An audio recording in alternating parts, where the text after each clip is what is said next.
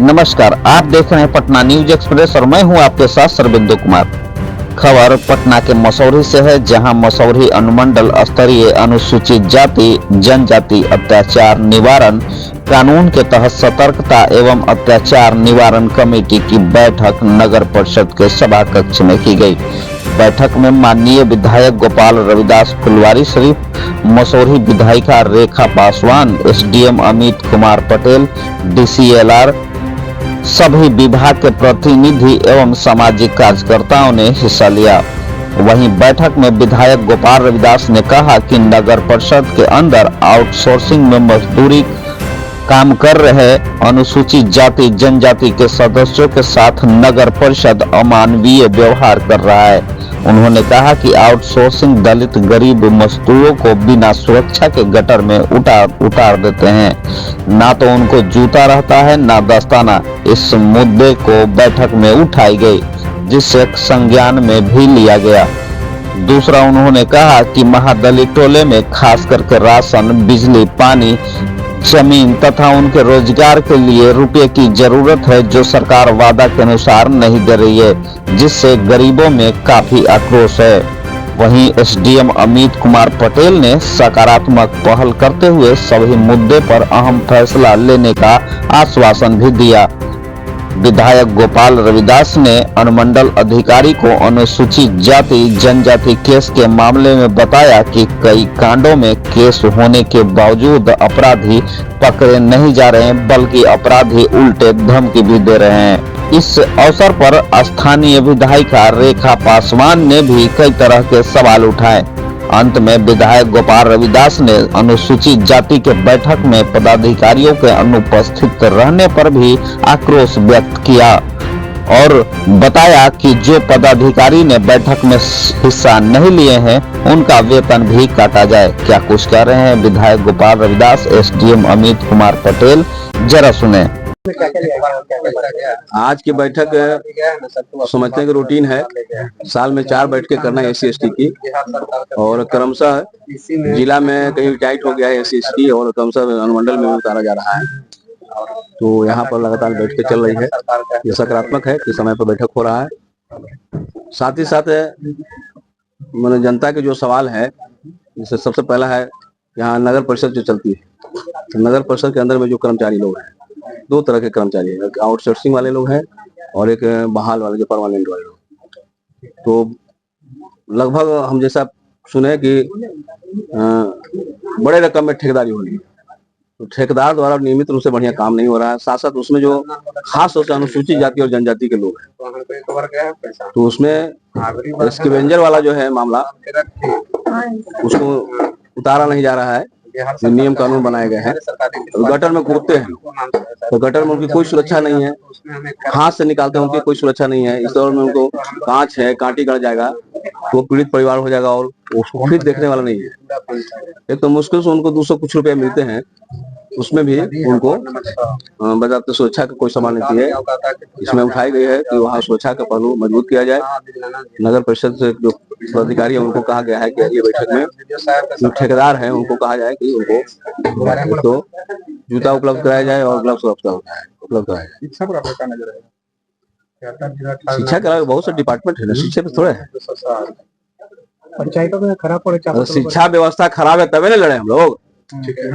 एक को टीचर था, ढेर मिल था, लड़ते लड़ते बहाल करवाए हम लोग। मात्र 17 महीना में कुछ काम मिला, हमको मौका मिला तो 5 लाख लोगों को बहाल किए ना। उसमें बड़े पैमाने पर टीचर लोगों को बहाल किए। अब टीचर की ज्यादा संख्या हो गया है तो भवन कम गया, तो भवन भी आ रहा है, लड़ रहे हैं हम लोग, विधानसभा में लड़ रहे हैं, नीचे में लड़ रहे हैं, जिला में लड़ रहे हैं। बनना ही है, उसको बनना है, बनेगा, लड़ेंगे और बनेगा भी। खराब चापाकलों के बारे में क्या?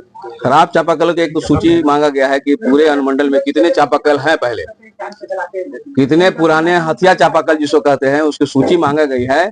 अनुमंडल अधिकारी ने निर्देश दिया सभी लोगों को, जो सब कंसर्निंग पदाधिकारी हैं, कि सबको सूची लाइए और अगले बार में इसमें कितना बनने लायक है, कितना नहीं बन पाएगा, उस सबको रिकवर किया है ना। तो सूची आने दीजिए, कितना संख्या में है, मांग की गई है सूची। नए पुराने चापाकल की सूची का उदाहरण ये है कि एक चापाकल हथियार लगाते हैं तो लगभग 85,000 रुपया खर्च होता है।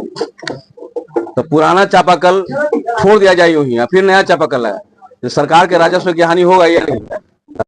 पैसा 1000-2000 में चापाकल अगर ठीक हो जाता है तो ठीक हो जाता, नया नहीं हो गया, तो उसको पहले ध्यान दिया जाए, तब जहां अभाव है वहां नया चापाकल लगाया जाए। ये सूची मांगा गया है, अगला सूची आएगा उसमें आप लोगों को सब बताया जाए कितना है, उसमें से कितना ठीक होने लायक है। ये है।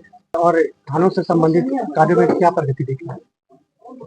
देखिए, आज सबसे पहले आप लोग के चैनल के मैं बधाई देते हैं और आने वाला भी नया वर्ष की शुभकामना भी देते हैं। और जहाँ तक बात रह गई, एक वर्ष में 4 बैठकें होती है SC/ST, और उसमें ज्यादातर दलित और महादलित की ही समस्या यहाँ उठाया जाता है, और हर विभाग से सभी पदाधिकारी जो संबंधित हैं वो आते हैं, कुछ लोग ना भी आते हैं। इस पर हम लोग SDO साहब के बोले हैं कि शोकोज कीजिए, कार्रवाई कीजिए, अन्यथा अगली बार बैठक में अगर इसी तरह का रहेगा तो भाई हम लोग क्यों आएंगे? हम लोग बैठेंगे आकर, वो पदाधिकारी लोग समझते हैं कि SC/ST की बैठक है, जाए खाना पूर्ति किए, ये सब नहीं चलेगा। आश्वासन दिए हैं कि अगली बार से इस तरह का नहीं होगा। जहाँ तक की बात है दलित लोग के, और मैंने थाने में जाते हैं उनका बात नहीं सुना जाता है, तो उस पर भी हम लोग ध्यान आकृष्ट करवाए हैं कि ऐसा ना होना चाहिए, दलित लोग को भी मान सम्मान मिलना चाहिए। और हम लोग तो लड़ाई लड़ ही रहे हैं दलित लोग के लिए, चाहे और भी जो भी समस्या मसौढ़ी विधानसभा में आती है उस पर हम लोग खड़ा रहने का काम करते हैं। तो आज SC/ST की बैठक क्या करें?